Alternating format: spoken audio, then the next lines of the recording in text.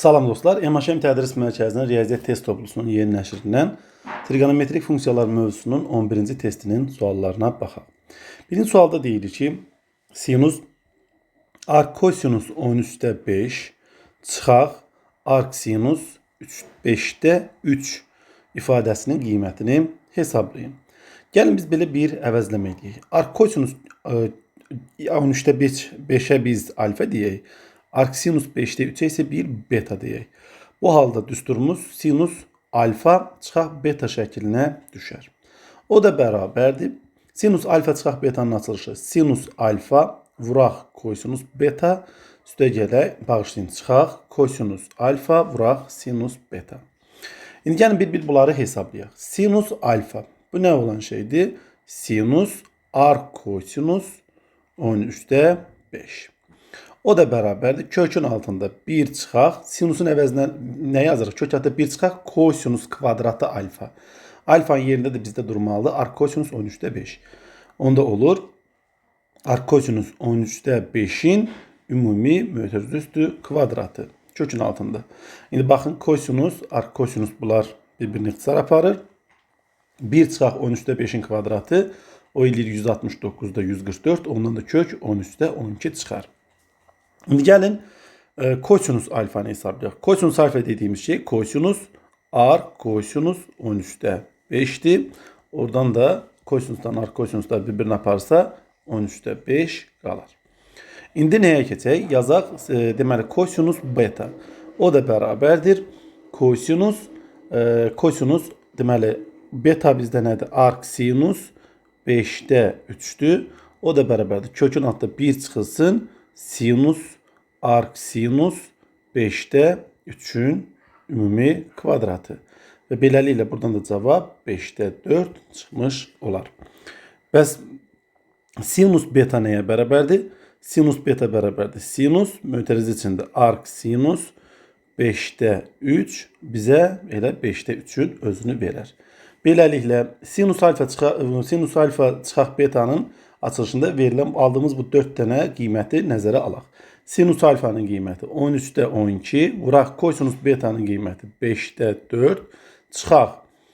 Deməli kosinus alfanın qiyməti 13/5, vurulsun sinus betanın qiyməti isə 5/3. Beləliklə 65'də 12 dəfə 4 48, 5 dəfə 3 15 çıxdıqda 48'dən 15 çıxdıqda 33 qalar və doğru cavab eləyər 65'də 33. Yəni B bəndi. İndi ikinci suala baxaq. İkinci sualda buna bənzər bir şəkildədir. Kosinus mötərizə içində arc tangens 4/3 çıxaq arc kotangens 4/3. Bu şəkildə biz bunu deməli hesablamalıyıq. İndi bunu nə edə bilərik? Kosinus alfa çıxaq betanın açılışını yazaraq da edə bilərik. Və yaxud bunu daha qısa yolla da edə bilərik. Nə cür? Biz bilirik ki arc tangens x ilə arc kotangens x'in cəmi bizə verir pi bölünsün 2. Onda biz bu ifadədən, bu yenilikdən istifadə edə bilərik. Deməli, burada məsələn arc kotangens x'i hesablasaq, arc kotangens x, bu arc tangens yazmışam, arc kotangens x bərabərdir pi bölünsün 2 çıxılsın arc tangens x almış olarıq. Onda ifadəmiz nə cür olur? Kosinus arc tangens 4/3 çıxaq mötərizə içində pi bölək 2 çıxaq arc tangens 4/3. Buradan da mötərizənin içindəki ifadəni açıb sadələşdirsək alarıq kosinus 2 dənə arc tangens 4/3 çıxaq pi bölünsün 2. Biz də bilirik ki kosinus cüt funksiyadır. Qarşıya mənfi çıxart, deməli mötərizənin içindəki ifadənin yerini dəyişsək qarşıya mənfi çıxmır. Onda olur kosinus pi bölək 2 çıxılsın 2 arc tangens 4/3. İndi bura əgər 2 arc tangens 4/3'i biz alfa desək, onda nə almış olarıq? Bərabərdir kosinus pi bölək 2 çıxılsın 2 deməli eləcə alfa almış olarıq biz. Sadəcə alfa demişdik bəli. Bu da bizə verir müsbət sinus alfanı. Yəni sinus mötərizə içində 2 arc tangens 4/3. İndi bu əgər sinus bu arc tangens 4/3'i biz beta desək, indi sinus 2 beta almış olarıq və sinus 2 betanın tangensdən olan bir açılışı var idi. 2 tangens beta bölək 1 üstə gələk tangens kvadratı beta. O da bərabərdir. 2 vuraq tangens. Beta'nın yerinə arktangens 4'te 3 bölək 1 üstə gələk tangens arktangens 4'te 3'ün mötərizə üstü kvadratı. Beləliklə tangens arktangenslər bir-birini aparır. Sürətdə qalır 2 vurulsun 4'te 3. Məxrəcdə isə alırıq 1 üstə gələk 16'da 9. Bu da olur neçə? Deməli 2'də 3 sürətdədir. Məxrəcdəki eləyir 16'da 25. Tərsinə çevirəndə olur 25'də 16. Beləliklə biz 2 ilə 16'nı ixtisar aparsaq 8, 25'də 24 almış olarıq ki, doğru cavab da E bəndinə uyğun gəlir. İndi 3-cü suala baxaq. Əslində qalsa birinci sualda da biz belə bir eynilikdən istifadə edə bilərdik. Amma daha indi başqa cür hesabladıq. Onu o cürdə hesablaya bilərsiniz. Deməli, indi deyir ki, 3-cü sualda 18x bərabərdir pi olarsa, vermiş bu ifadəni, deməli, qiymətini hesablayın. Birinci, baxaq, sürətdə sinus 4x üstə gələk sinus 6x-dir. Dərhal biz cəmin hasilə keçmək düsturundan istifadə edək. Deməli, 2 sinus 4x plus 6x'in yarısı 5x vurulsun kosinus 4x çıxaq 6x'in yarısı mənfi x verir. Kosinus da cüt olduğuna görə müsbət x şəklində yaza bilərik. Bu bizim sürətimiz. Gəlin məxrəcə baxaq. Məxrəcdə sinus 26x var. Sinus 26x'i mən bu şəkildə yaza bilərəm. Sinus 36x çıxaq 10x şəklində. Bəs 36x nəyə bərabərdir? Əgər 18x'imiz pi-dirsə, onda 36x'imiz 2pi olmalıdır. Yəni sinus 2pi çıxaq 10x 4-cü rübə düşür və olur mənfi sinus 10x. Deməli, bizim misalımız əslində bu formadaymış. 2 sinus 5x vur kosinus x bölək kosinus 4x vuraq mənfi sinus 10x. Mənfini də qabağa keçirsək, mənfi sinus deməli 10x. O da bərabərdir. 2 sinus 5x vuraq kosinus x bölək mənfi sinus x'in açılışı da 10x'in açılışı da 2 sinus 5x kosinus 5x vuraq kosinus 4x. Beləliklə 2 sinus 5x'lər ixtisar getsə, axır cavab almış olarıq nə? Sürətdə kosinus x, məxrəcdə isə mənfi kosinus 5x, kosinus 4x. Bunu da hasilin cəmə çevirmə düsturundan istifadə edərək aça bilərik. 2-də 1 vuraq, mötərizə içində kosinus, bir dəfə bucaqları toplayırıq, 9x, üstə gələk bir dəfə də bucaqları çıxırıq, kosinus x. Deməli, indi mən əgər diqqət etsəm görəyim, əgər 18x pi-yə bərabərdirsə, deməli onda 9x'imiz pi bölünsün 2-yə bərabər olmalıdır. Beləliklə, sürətdə kosinus x, məxrəcdə isə mənfi 2-də 1 vurulsun, kosinus 9x, yəni pi bölünsün 2, üstə gəl kosinus x. İndi baxın, burada kosinus pi bölə 2 0-a bərabərdir. Məxrəcdəki mənfi 2-də 1 çıxır sürətdə mənfi 2 şəklində, sürətdə kosinus x, məxrəcdə də kosinus x. Kosinus x-lər də ixtisar getdikdə doğru cavab mənfi 2, yəni A bəndi olar. 4-cü suala baxaq. 4-cü sualda deyilir ki, kosinus 10 dərəcə bərabərdir A olarsa, tangens 10 üstə gələk tangens 70 dərəcənin cəmini tapın. Deməli, yazaq. Tangens 10 dərəcə üstə gələk tangens 70 dərəcə. Biz bilirik ki, tangens alfa üstə gələk tangens betanın açılışı, tangens alfa üstə gələk tangens betanın açılışı, sürətdə sinus alfa üstə gələk beta, məxrəcdə isə kosinus alfa vuraq kosinus betaya bərabərdir. Onda birbaşa qaydanı tətbiq eləsək, sürətdə deməli sinus 10 üstə gələk 70 dərəcə, bölək məxrəcdə sinus 10, bağışlayın kosinus 10 dərəcə, vurulsun kosinus 70 dərəcə. O da bərabərdir. Sinus 10 dərəcədən üstə sinus 70 dərəcə gəldi. Sinus 10 dərəcə üstə gələ 70 dərəcə bizə verir sinus 80 dərəcə. Bölək kosinus 10 dərəcə vuraq kosinus 70 dərəcə. Kosinus 70 dərəcə də sinus 20 dərəcəyə bərabərdir. İndi burada sinus 80 dərəcədə kosinus 10 dərəcəyə bərabərdir deyən ixtisar gedir. Sürətdə qaldı 1, məxrəcdə isə sinus 20 dərəcə qaldı. Onu da 2 sinus 10 dərəcə vuraq kosinus 10 dərəcə şəklində aça bilərik. İndi 1 bölək 2 vuraq. Kosinus 10 dərəcənin qiyməti A-ya bərabərdir. Sinus 10 dərəcənin əvəzinə isə kök altında 1 minus kosinus kvadratı 10 dərəcə yaza bilərik.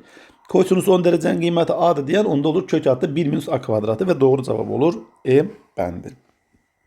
Sonra 5-ci suala baxaq. 5-ci sualda belə bir misaldır və onu hesablamaq lazımdır. Kosinus 10 dərəcə vuraq kosinus 30 dərəcə. Vuraq sinus 40 dərəcəni çevirirəm olur sinus deməli kosinusa çevirirəm olur Sinus 40 dərəcənin əvəzinə yazıram. Kosinus 50 dərəcə. Yəni bunu səlqə ilə yazaq. Kosinus 50 dərəcə vuraq. Kosinus 70 dərəcə. İndi mən nə edirəm? Mən burada bir bucaqları deməli çevirməliyəm. Əgər birinci ikisini hasildən cəmə çevirsəm yazaram onda. 2-də 1 vuraq. Mötərizə içində kosinus, deməli bir dəfə bucaqları toplayırıq 40 dərəcə, üstə gələk bir dəfə də bucaqları çıxırıq kosinus 20 dərəcə. Vurulsun. İkincidə də 2-də 1 vurulsun. Kosinus bir dəfə bucaqları toplayıram 120 dərəcə. Bir dəfə də bucaqları çıxıram yenə kosinus 20 dərəcə. O da bərabərdir. İndi olar nə? Gəlin baxaq görək nə qalır? Deməli 2-də 1 2-də 1'ə vurur, olur 4'də 1 vuraq. Mötərizə içində kosinus 40 dərəcə, üstə gələk kosinus 20 dərəcə vurulsun. Deməli, o birisi mötərizənin içində kosinus 120 dərəcədə alır mənfi 2'də 1, üstə gələk kosinus 20 dərəcə. Sonra nə edə bilərik? İndi buradan yazarıq. 4'də 1 vurulsun. Kosinus 20 dərəcənin əvəzinə yarım arqumentdən açıb nəsə çevirmə apara bilərik. Gəlin onu görək nə tər çevirə bilərik. Ya da mötərizəni bir-birinə açıb, mötərizəni bir-birinə vurub açsaq daha sadə olar. Mənfi 2'də 1, deməli kosinus 40 dərəcə. Üstə gələk kosinus 40 dərəcə, kosinus 20 dərəcə. Sonra üstə çıxılsın 2'də 1 kosinus 20 dərəcə. Və kosinus 20 dərəcəni də kosinus 20 dərəcə vuranda üstə gələk kosinus kvadratı 20 dərəcə. O da bərabərdir. Deməli 4'də 1 vuraq, mənfi 2'də 1 vuraq. Kosinus 40 dərəcə olduğu kimi qoyun qalsın. Kosinus 40 dərəcə. Üstə gələk. Deməli kosinus 40 dərəcə, kosinus 20 dərəcə bu hasildir. Bunu cəmə çevirməliyik. 2'də 1 vuraq. Mötərizə içində kosinus 60 dərəcə. Bir dəfə bucaqları toplayırıq. Üstə gələk kosinus, bir dəfə də bucaqları çıxırıq 20 dərəcə. Çıxaq 2'də 1 kosinus 20 dərəcə. Üstə gələk kosinus kvadratı 40 dərəcəni də yaza bilərik. 1 üstə gələk kosinus 40 dərəcə bölünsün 2 şəklində. Deməli, o da bərabərdir. İndi gəlin hesablamaları biraz da sadələşdirək. Deməli, 4'də 1 vuraq, biraz kiçiltdim. Mənfi 2'də 1 kosinus, bütün kəsirin hamısını baxsaq görürük ki, bütün kəsirlərin hamısının ortaq məxrəci 2'dir. Ona görə qarşıya bizə gəlir 2'ni çıxartsaq, kəsirin qabağındakı ifadə olar 8'də 1. Mötərizənin qabağındakı kəsir daha doğrusu olar 8'də 1. Olar mənfi kosinus 40 dərəcə. Üstə gələk kosinus 60 dərəcə. Üstə gələk kosinus 20 dərəcə. Çıxaq kosinus 20 dərəcə. Üstə gələk 1 üstə gələk kosinus 40 dərəcə. Beləliklə, baxaq, mənfi kosinus 40, müsbət kosinus 40 dərəcə. Müsbət kosinus 20 dərəcə, mənfi kosinus 20 dərəcə. Bunlar bir-birini islah apardı. Deməli, qaldı kosinus 60 dərəcə. Kosinus 60 dərəcədə alırıq 2'də 1. Beləliklə 8'də 1 üstə gələk. Daha doğrusu vuraq. 2'də 1 üstə 1 gəlində 2'də 3. Onda alırıq 16'da 3. Yəni doğru cavab olar B bəndi. Sonra 6-cı suala baxaq. 6-cı sualda deyilir ki, verilmiş funksiyanın ən böyük qiyməti 4 olarsa dərhal yazırıq. Fx bərabərdir 3a bölünsün pi. Vuraq. Arcsinus 2x çıxılsın 3, üstə gəlinsin a kvadratı. Deməli, arcsinus x funksiyasının qiymətlər çoxluğu mənfi pi bölə 2, pi bölə 2 parçası olduğu üçün bir dəfə mənfi pi bölə 2 qoyub hesablaya bilərik, bir dəfə də müsbət pi bölə 2 qoyub hesablaya bilərik. Gəlin birinci mənfi pi bölə 2'ni qoyub hesablayaq. 3a bölə pi vurulsun, mənfi pi bölünsün 2, üstə gələk a kvadratı bərabərdir 4 olmalıdır. Beləliklə, pi'lər ixtisar getsəm, onda nə alırıq? 3a, deməli, vuraq mənfi 2'də 1, yəni mənfi 3a bölə 2 üstə gələk a kvadratı bərabər 4. Buradan a kvadratı, deməli, a kvadratı, buradan a kvadratı çıxaq 3a bölə 2, çıxaq 4 bərabərdir 0 alarıq. İkinci halda isə müsbət pi bölə 2 qoyuruq. 3a bölə pi vurulsun, pi bölünsün 2, üstə gələk a kvadratı bərabər 4. Buradan da pi'lər ixtisar getsə, a kvadratı üstə gələk 3a bölünsün 2, çıxaq 4 bərabər 0. Birinci halda a'ların ala biləcəyi qiymətlərin cəmi a1 üstə gələk a2, müsbət 3 bölünsün 2'dir. İkincidə isə a3 üstə gələk a4 yaza bilərik. mənfi 3 bölünsün 2'dir. Beləliklə onların bütün a'ların cəmini toplasaq biz 0 almış olarıq. 7-ci suala baxaq. 7-ci sualda deyilir ki, y bərabərdir 4 sinus x vur kotangens x üstə gələk 3 kosinus x vuraq tangens x funksiyasının tam qiymətləri sayını tapın. Y bərabərdir dərhal 4 sinus x vuraq kotangens x kosinus x bölünsün sinus x'dir. Üstə gələk 3 kosinus x vuraq sinus x bölünsün kosinus x'dir.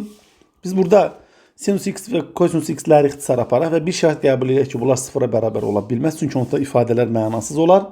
Beləliklə 4 kosinus x üstə gələk 3 sinus x almış olarıq ki, bu funksiyanın qiymətlər çoxluğu mənfi 5, 5 parçasıdır. Çünki kök altında kvadratlar cəminin bir dəfə müsbət, bir dəfə də mənfi qiymətini götürməklə vermiş bu funksiyanın qiymətlər çoxluğunu tapırdıq.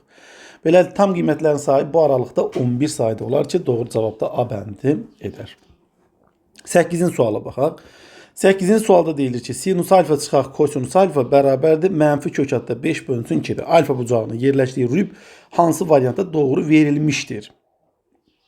Deməli dərhal baxırıq ki, burada ifadə birdən böyük, mənfi birdən daha doğrusu kiçikdir. Bu deməkdir ki, bucaq ya 3-cü rübdür. Yəni ilk ağla gələn bucaq 3-cü rübdür da. Çünki hər ikisi mənfi olmalıdır ki, belə deyək. Cavab 3-cü rüb olsun. Elə fikirləşilə bilər. Amma bunu tapmanın ən gözəl yolu ifadənin hər iki tərəfini kvadrata yüksəltməkdir. Və burada onda nə alırıq? Sinus kvadratı alfa üstə gələk kosinus kvadratı alfa çıxaq 2 sinus alfa kosinus alfa bərabərdir 4'də 5. Sinus kvadratı alfa ilə kosinus kvadratı alfanın cəmi 1 eləyir. Biri sağa atsaq mənfi 2 sinus alfa kosinus alfa bərabərdir 4'də 5'dən 1 çıxanda qalır 4'də 1. Beləliklə sinus alfa ilə kosinus alfa hasili eləyər mənfi 8'də 1. Deməli baxırıq ki, burada hasil mənfi 8'də 1'dir. Deməli biri müsbət olmalıdır, digəri isə mənfi qiymət almalıdır. Bu isə hansı rübə uyğundur? Ya 2-ci rübə uyğundur. Artıq 3-cü rübə uyğun ola bilmir, ya da 4-cü rübə uyğundur. İndi burada baxırıq ki, əgər mən sinusu əgər bucağı 2-ci rüb götürsəm, onda sinus müsbət, kosinus mənfidir.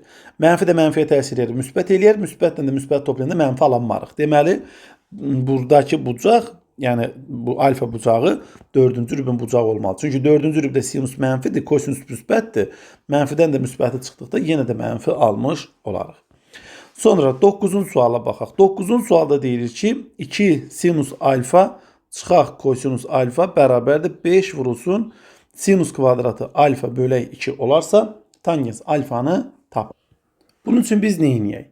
Dərhal yazırıq. 2 sinus alfa çıxaq kosinus alfa bərabərdir 5 vurulsun sinus kvadratı alfa bölək 2'nin açılışı 1 çıxaq kosinus alfa bölək 2'dir. İndi hər tərəfi 2'yə vursaq 4 sinus alfa çıxaq deməli 2 sinus kosinus alfa bərabərdir 5 çıxaq 5 kosinus alfa almış olarıq. Mənfi 5 kosinus alfanı sola atsaq 4 sinus alfa üstə gələk 3 kosinus alfa bərabərdir 5 alarıq. İndi nə edək? Gəlin bu ifadənin hər iki tərəfini deməli kosinusa bölək. Kosinusa bölsək nə alarıq? 4 tangens alfa üstə gələk 3 deməli kosinusa böləndə 1 və o da bərabərdir. Birinci bağışlayın. Gəlin bunu kvadrata yüksəldək sonra. Bunu kvadrata yüksəltməliyik əvvəlcə.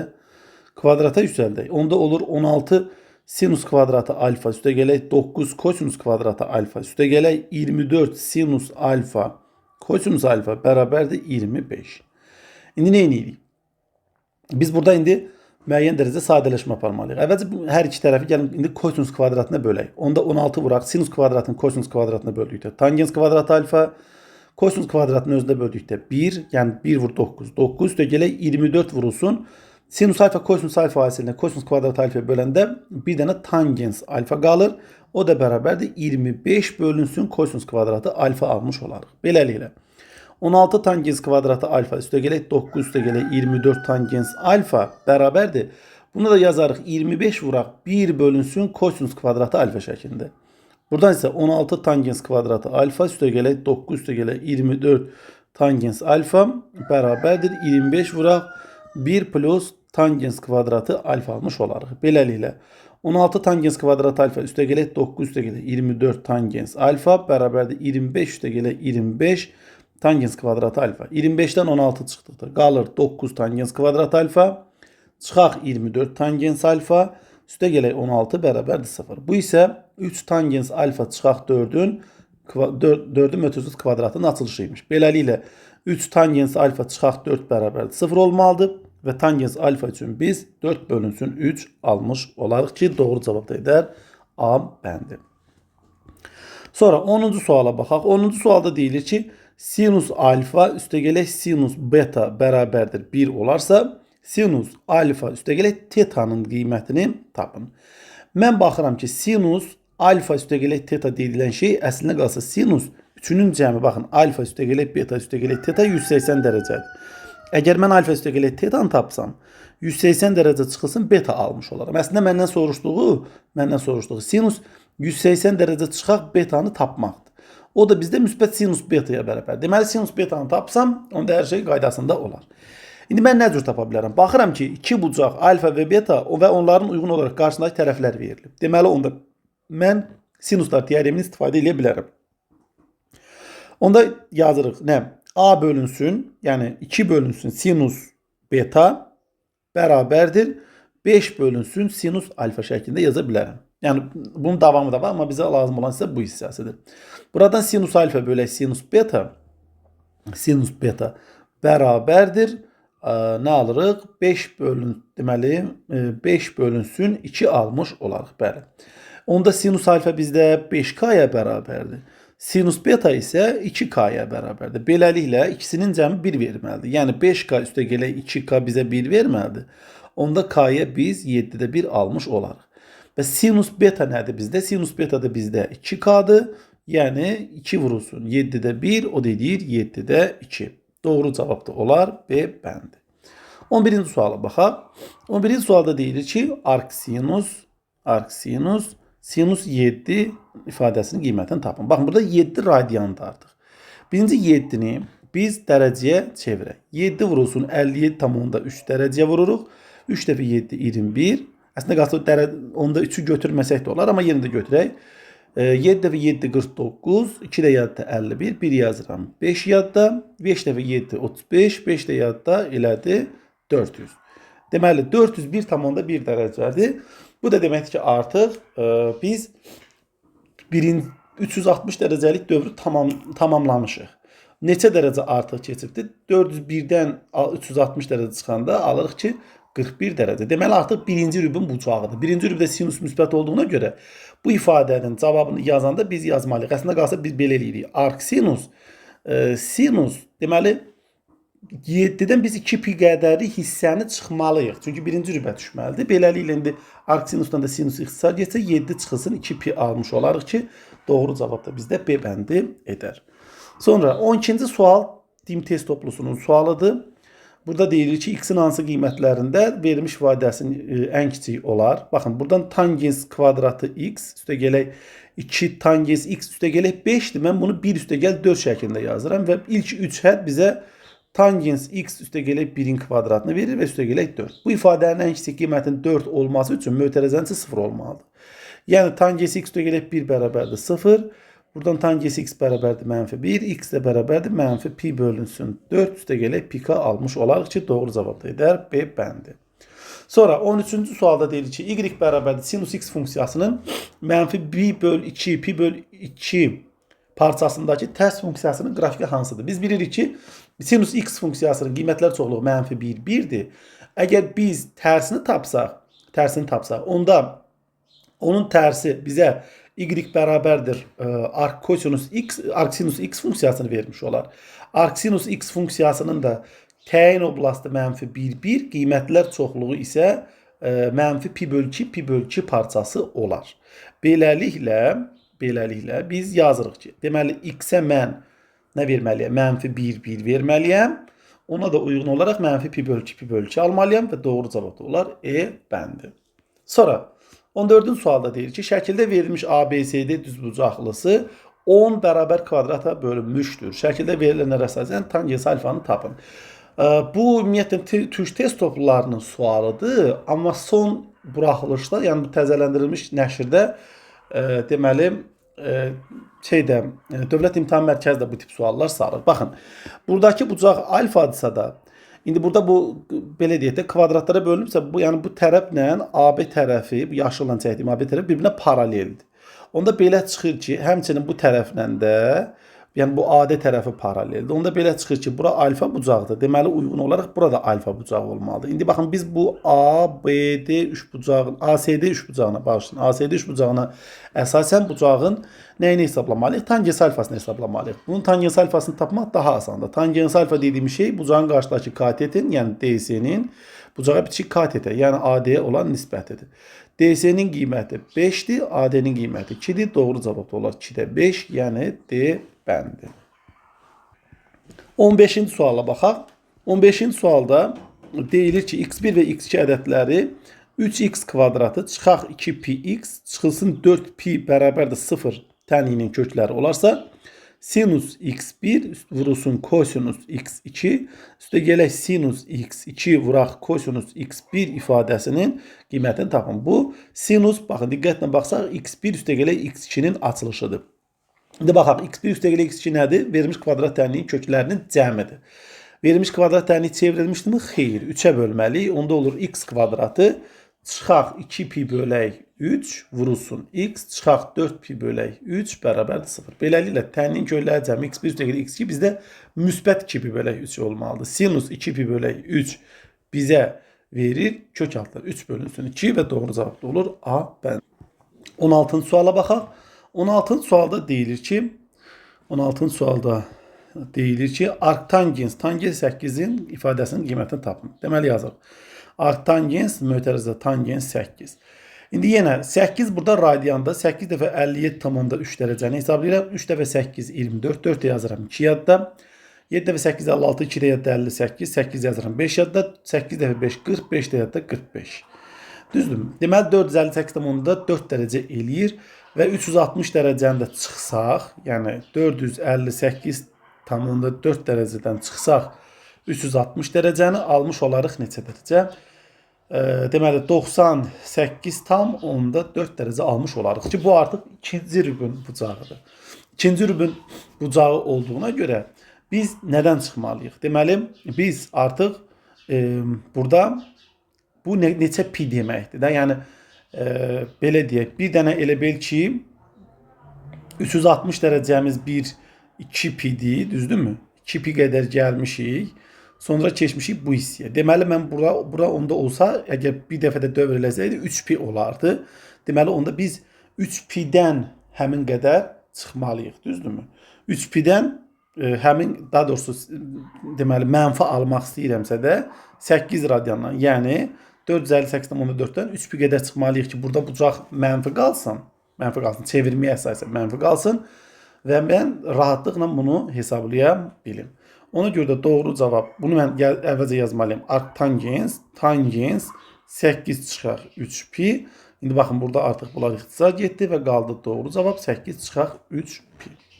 Sonra 17-ci sual yenə əvvəlki suala bənzər bir sualdır.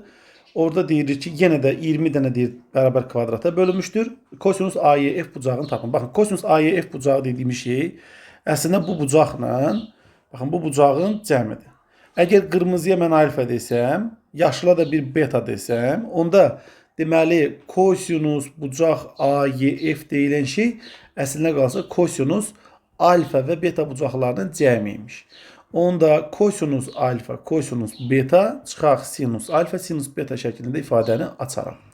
İndi kosinus alfanı nə cür taparam? Baxın, buradan gəlin, qırmızı ilə elə bu üç bucağı buradan ayıraq. Baxın, bu hissə. Baxın, burada bir düz bucaqlı üç bucaqdır. Burada deyək ki, J nöqtəsidir.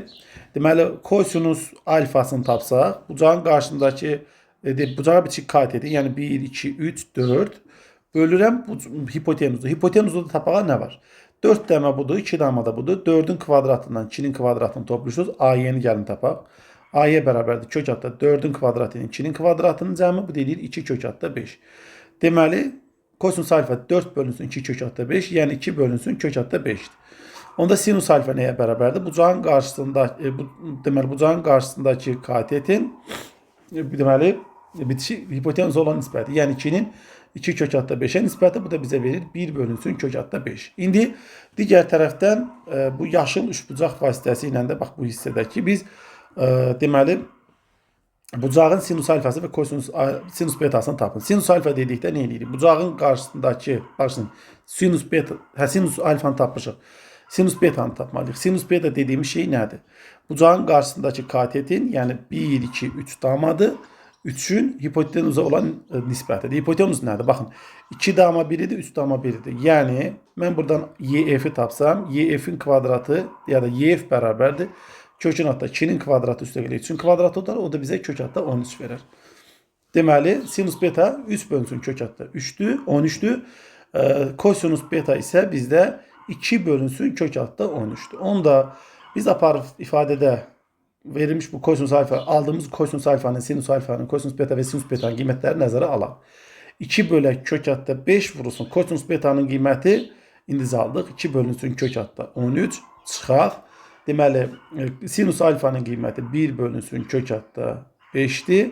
Vuraq, sinus betanın da qiyməti 3 bölünsün kök altda 13'dür. Beləliklə doğru cavab kök altda 65'də 1 almış olarıq. Yəni E bəndi. 18'in suala baxaq. 18'in sualda deyir ki, dövrü, şəkildə dövrü T bərabərdir 4pi olan fx bərabərdir m vurulsun kosinus nx üstə gələk k funksiyasının qrafiki verilmişdir. Bir də gəl, eləcə xəttli bir kosinus funksiyasından söhbət edirsə, onun dövrü T bərabərdir 2pi bölünsün modulda n şəklində hesablanmalıdır. Yəni 2pi bölünsün modulda n bərabərdir 4pi. Onda modulda n'ə biz 2'də 1 almış olarıq. Birinci halda n ya müsbət 2'də 1'dir. İkinci halda da n mənfi 2'də 1 olmalıdır. Ya da mənfi 2'də 1 olmalıdır. İndi qrafikə baxırıq. Hər iki halda kosinus funksiyası cüt olduğuna görə biz n'in müsbət və ya mənfi 2'də 1 olduğundan hələlik narahat olmamalıyıq. İndi bura baxırıq. Baxın, qrafikə diqqət etirsəz, x'in 0 qiymətində funksiyanın qiyməti 3'ə bərabərdir. Deməli, mən yazıram ki, 3 bərabərdir. N vuraq. Kosinus 0'da 1 alır. X'in yerinə 0 qoyan kimi kosinus 0 olur və kosinus 0'da 1 alır. Üstə gələk k. Deməli, buradan belə çıxır ki, m ilə k'nın cəmi 3'ə bərabərdir. Digər tərəfdən x'ə mən pi versəm, onda qiymət nəyə bərabər olur? Mənfi 1'ə. Yazıram, mənfi 1 bərabərdir. N vurulsun. Kosinus pi'də nə alır? Mənfi 1 alır. Düzdürmü? Kosinus pi'də, burada n'in yerinə 2'də 1 qoymuşuq. Deməli, kosinus pi bölü 2 olmalı. Bakın, kosinus pi bölünsün 2 üstə gələk k deyək. Buradan da pi bölü 2'də kosinus 0 aldığı üçün m yoxa çıxır və k'ya biz mənfi 1 almış olarıq. Əgər k mənfi 1 isə onda m mənfi 4'dür. İndi burada 2 qiymət var. Birinci halda əgər mən n'yi müsbət 2'də 1 götürsəm, onda k vurulsun, m vurulsun, n hasili üçün nə alaram? Mənfi 1 vuraq, mənfi 4 vurulsun. Başlayayım, burada m'ə müsbət 4 almışam. Mənfi yox, müsbət 4. Mənfi 1 vurulsun, 4 vurulsun, 2'də 1, bu oldu mənfi 2. Əgər mən k'ya mənfi 2'də 1 götürsəm, daha doğrusu n'ə mənfi 2'də 1 götürsəm, cavab müsbət 2 alınmalı ki, müsbət 2 cavabı da yoxdur. Ona görə doğru cavab olar E bəndi. Sonra 19'un sualı baxaq. 19'un sualda deyilir ki, arc sinus 4 ifadəsinin qiymətini tapın. Sinus 4 57 tamında 57 tamında 3 dərəcədirsə, onu mən 4'ə vursam alaram ki 57 tamında 3 dərəcə vur 4, o da bərabərdir 12, 2 yazıram 1 yadda, 28 bir yadda 29 və 229 tamında 2 dərəcə. Təxminən 230 dərəcə ya da 229 dərəcə. Bu neçənci rübdür? Üçüncü rübdür. Üçüncü rübdə sinus nə alır? Mənfi alır. Ona görə mən nə etməliyəm? Mənfi aldığını mən artıq bilirəm. Mənfi aldığını tapmaq üçün mən nə etməliyəm? 2pi'dən həmin qədər çıxmalıyam ki, mən o cavabı ala biləm. Doğrudurmu? Ona görə də ya da ki pi'dən çıxmalıyam. Pi'dən nəyə görə çıxmalıyam? Pi'dən 2pi'dən çıxsaq yox. Deməli sinus 429 dərəcə eləyir. Pi'dən mən çıxsam 229 mən pi'dən çıxsam mənfi alaram bucağı. Məsələn, pi 180-dir, düzdürmü? 180-dən 229,2 dərəcə çıxanda mənfi deyək ki, 229 dərəcə çıxıram. Onda elə 229,2 çıxaq yaxşı. Olsun mənfi 49,2 dərəcə. Mənfi 49,2 dərəcə sinusda tək funksiya olduğuna görə, arcsinusda tək funksiya olduğuna görə mənfini qabağa atasıdır. Ona görə mən bunu pi çıxılsın 4 şəklində yazmalıyam. Yəni doğru cavab olmalıdır A bəndi. Bir də 20-ci suala baxaq. 20-ci sualda deyilir ki, verilmişdir kvadratda BS tərəfi 4CF-ə bərabərdir. Əgər mən CF-ə A desəm, onda BS tərəfi ümumilikdə olar 4A. Deməli, kvadratın tərəfi 4A-ya bərabərdir. DY də 2YS-yə bərabərdir. Əgər mən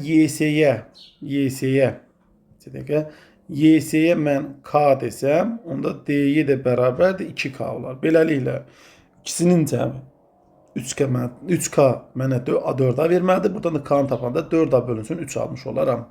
Yəni DY tərəfi bizdə 2 vurulsun 4A bölünsün 3, yəni 8 bölünsün 3A olmalıdır. İndi mən nə etməliyəm? Bucaq AKD-ni tapmalıyım. Gəlin bunu şəkil üzərində göstərək. AKD bucağı haradır? Bu hissədir. İndi baxaq. Əgər mən bu bucağa alfa desəm, onda bu hissə olmalıdır 90 dərəcə minus alfa. Və bu bucaqda elə beta olsun. Deməli, mən əslində qalsa tangens x-i tapmalıyam. Bəs tangens x nə olan şeydir? Tangens x dediyim şey 180 dərəcədən çıxıram bu ikisinin cəminə. Yəni 90 dərəcə çıxaq alfa ilə betanın cəmini çıxmalıyam. O da bərabərdir. Mötərəzəni açıb sadələşdirsək, 180-dən 90 çıxdıqda 90 dərəcə. Sonra üstə gələk, mötərəzə içində də qalır alfa çıxaq beta. Bu isə bizə verir nə? Bu da bizə verir, deməli bizə nə verir? Verir bizə mənfi kotangens alfa çıxılsın betanı vermiş olur. Mənfi kotangens beta çıxaq alfanı da biz bu şəkildə yaza bilərik. Deməli, kotangens alfa çıxaq betanı biz tangensin tapmaqla da tangens alfa çıxaq betanı tapıb oradan kotangens alfa çıxaq beta ilə çevirmək daha asandır. Yəni tərsini tapırıq. Onda birbaşa yazsaq, əgər mənfi 1 bölünsün tangens alfa minus beta yazsam, mənfini də belə deyək, atsaq, təsir elətdirib sadələşdirsək, onlar mənfi 1 bölünsün tangens alfa çıxaq tangens beta. Sürətdə isə, o da məxrəcdə isə olmalıdır 1 üstə gələk tangens alfa tangens beta. O da sürətə çıxır olur 1 üstə gələk tangens alfa tangens beta. O da bərabərdir. Mənfini də məxrəcə salsaq, tangens beta çıxılsın tangens alfa almış olarıq ki, sürətdə də elə 1 plus tangens alfa tangens beta cavabı qalar. İndi bucağın tangensini tapmaq istəyirəm. Bucağa qarşısındakı kateti bitişik katetə bölürəm. Yəni A-nı 4A-ya bölürəm. Deməli, tangens alfa dediyim şey 4-də 1-dir. Bəs tangens beta nəyə bərabərdir? Tangens beta bucağın qarşısındakı katetin, yəni DY-nin DA-ya nisbət, bitişik katetə DA-ya olan nisbətidir. DY-nin uzunluğu nə qədərdir? Biz DY-nin uzunluğunu biz tapdıq. 8/3A. 8/3A vuraq. DA-nın da qiyməti 4A-dır. Deməli, 8 bu A-nı mən məxrəcə yazmışam burada. 8 vuraq A bölək 3-dür. Burada 8A bölək 3 vurulsun. Məxrəcdə bir də 4A. Çünki 4A-ya böləm. A-lar ixtisar getdi. 8-dən 4 ixtisar getdi. Sürətli qaldı 3 və oldu 3-də 2. Beləliklə 1 üstə gələk. 4-də 1 vuraq 3-də 2 bölək. Məxrəcdə isə 3-də 2 çıxaq 4-də 1 almış olarıq. Ortaq məxrəcdə olur 12. 12 dəfə 4 8. Başlayın 2 dəfə 4 8. 3-də çıxanda 5. Məxrəcdə oldu 12-də 5.